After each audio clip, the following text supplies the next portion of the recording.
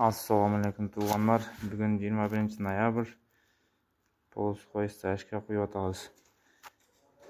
Oş облысы, Aravan rayonu. Oş patken любой жерге барып кuyup беребиз. Нөлгө чыга турган подламинат, подкафел. Бизден кийин эч кандай перепад болбойт. Лазер менен нөлгө чыгарып беребиз.